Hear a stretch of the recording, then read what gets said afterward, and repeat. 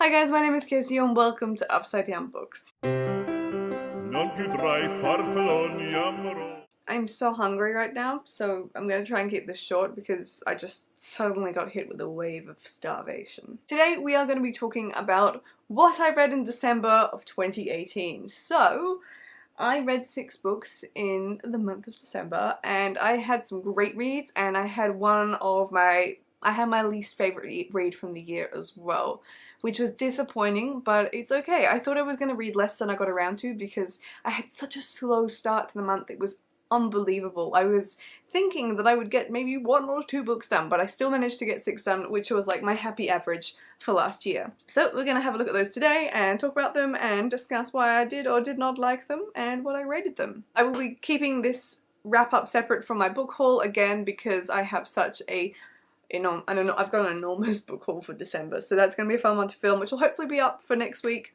The videos for this month have all been pre-recorded because, as I said in my last video, I am currently away on my holiday in Europe. So you'll either get a book haul next week, or if I don't get around to filming any more videos, perhaps you're gonna have to wait. But anyway, on to the wrap-up. The first book that I finished, I do have a physical copy of, but it doesn't have a finalised cover on it, so I'm just going to show you an image, and that is Children of Blood and Bone by Tomi Adeyemi.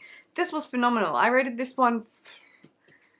I rated this one 5 out of 5 stars, and I was sent a copy of this from Pat Macmillan and took forever to get around to reading it, so thank you, but also I'm sorry that I took so long to read the book. It was so good, this book. It bogged me down a little bit. I don't think I was quite in the right place and I was a bit busy when I was reading it, so it took me a couple of weeks to get through the book, but I was just enamored with the world. This is fantastic. It's a West African inspired fantasy, so it's got some really unique elements, it's got some really unique characters in it, and the magic system is quite complicated, but not in the sense of how it works, more in the sense of the deity and how many gods there are and all that sort of thing. People have some cool powers in it as well, and I liked the differences between them, and I liked the political intrigue of the story with the king having suppressed everyone's magic, and the whole plot is basically our main character having this mantle thrust upon her where she has to go and restore magic to the world, basically. So we end on an enormous cliffhanger.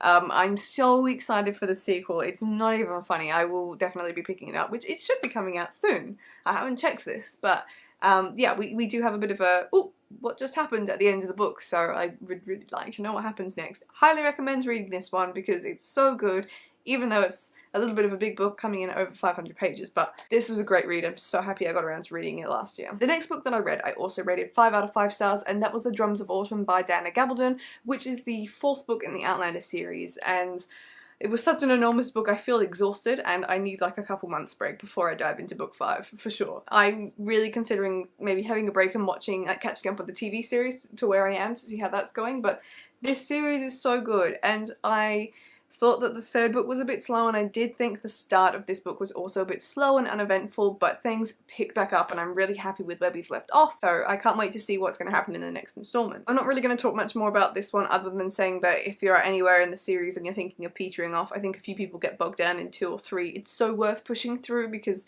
it's such a rewarding story to follow, and it's so well done. And I listened to this one on audiobook, which I've always said is the best way to do it, I reckon, because the narrator for this one, Davina Porter, is really good. She's a British narrator and she does such a fantastic job of voices and accents and all the pronunciation that is tricky to read, so that was a great read. The next book that I read was A Pleasant Surprise. That was The Christmas Lights by Karen Swan. This was sent to me by Pam Macmillan as well. I had a good reading month for ARC's advanced reader copies in December, and I wasn't really sure what to expect of this. I have been sent one of Karen Swan's other books previously, and I still haven't got around to reading it. That's The Greek Escape, but my mum has read them, and she's loved Karen's writing style, so I thought, you know what, I'm gonna make sure I pick this up around Christmas time, seeing as it seems to be a Christmas themed book, which in all fairness it's actually not that Christmassy. You could definitely read this whenever you want. It's sort of not really anything to do with the main story at all, so it looks Christmassy but doesn't have to be read at Christmas. And yeah, I really enjoyed it. I was shocked by how enjoyable this story was. I rated this one a 4.5 out of 5 stars, and I think one of the things I enjoyed the most about it is we followed 2 characters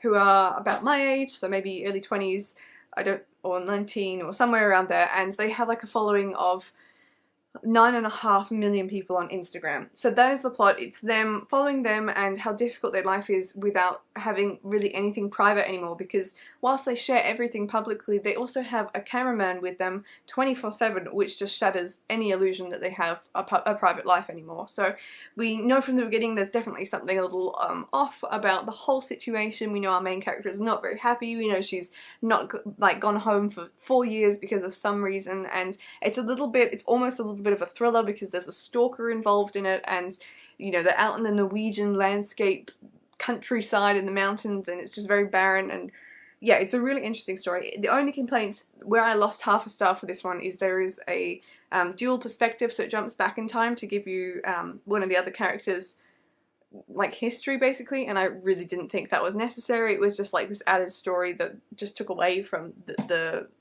present story. For me, I just didn't feel it was necessary, but other than that, I actually would, I really want to read Karen's next Christmas book because she always writes a book for Christmas, so it was such a happy find. However, I then picked up another book sent to me by Alan and Unwin, I believe, which was The Gradual Disappearance of Jane Ashland.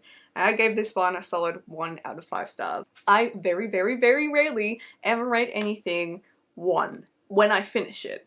I usually reserve a 1-star rating for books that I thought was so bad I had to put down. I do also have my full review up for this on my blog if you want to go and read it. It's a slightly scathing review and I feel so bad that I didn't like it, but I really didn't like this book. I'm not going to waste my breath talking about it, but I would highly recommend never ever picking this book up. It's lacking in clarity, it has a dislikable character, it's misleading for what it's actually about considering what the blurb is.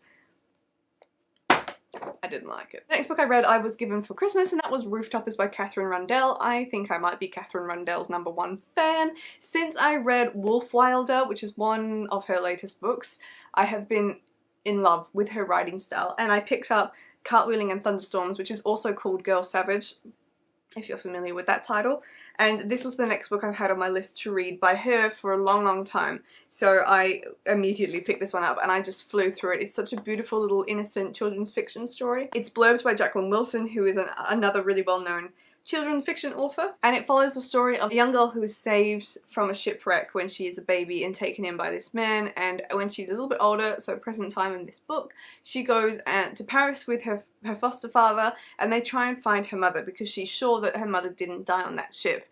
And the story sort of blossoms when she discovers there's a gang of youths living on the rooftops of Paris, hence the title. So she sneaks out every night and hangs out with like these 4 or 5 kids that live on the rooftops of Paris, and they try and help her find her mum as well. It's such a great story. I can't recommend picking this one up enough if you just want something fun and lovely and light to read. Oh, obviously I rated this one 5 out of 5 stars. The final book that I read in December, and my final read for the year, was The Gilded Cage by Lucinda Gray. Now this one has a pretty low average rating on Goodreads, but I rated it 4 out of 5 stars. I thought it was great.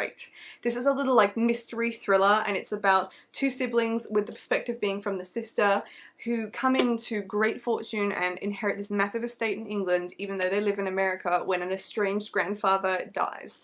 And very soon after arriving at the estate in England, the brother dies. And the main character, Catherine, is so sure that he was killed and that he did not just die. So the whole book is rapid, fast-paced, which I think is what some people aren't liking, because it does just like a pinball just pinging all over the place to get through this plot. I think it reads like as nicely as an Agatha Christie does. You just like baptism of fire, in we go, 200 pages of chaos, so many different things happen, so many people die, or different things that like happen to them.